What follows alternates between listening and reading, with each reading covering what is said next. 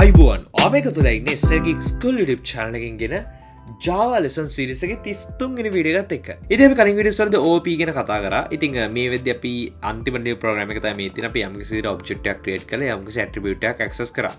ඉතින් මේ විදිහට දැන් උදාහරණයක් විදිහට my object එක ඇතුලේ තියෙන එක attribute එකක් තමයි x කියලා කියන්නේ. ඉතින් මේ x y ඔයාලට පේනද මම මෙතන විදිහට multiple objects සකස් කරලා multiple attributes මේ විදිහට access කරන්න උත්සාහ කරා කියලා.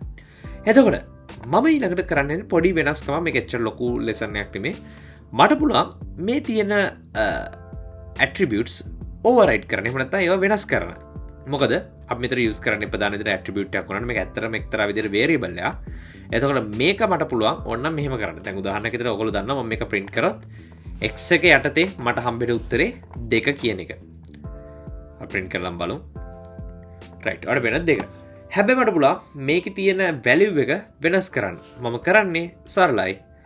my object.x සමානයි අපි හිතමු අපි වෙනස් කරමු මේක 100ට. right.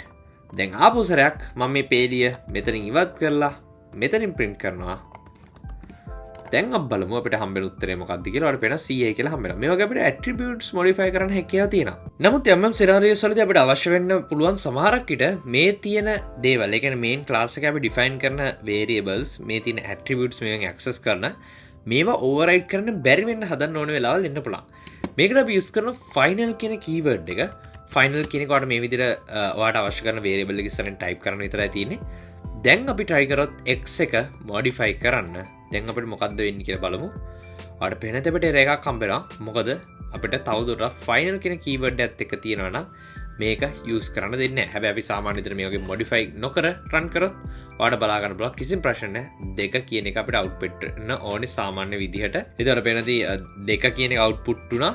ඉතින් මේ විදිහට ඔයාලට තේරෙනවා ඇති final කියන keyword එක use කරලා බලන්න ඔයාලට override කරන්න ඕනේ නැත්තම්.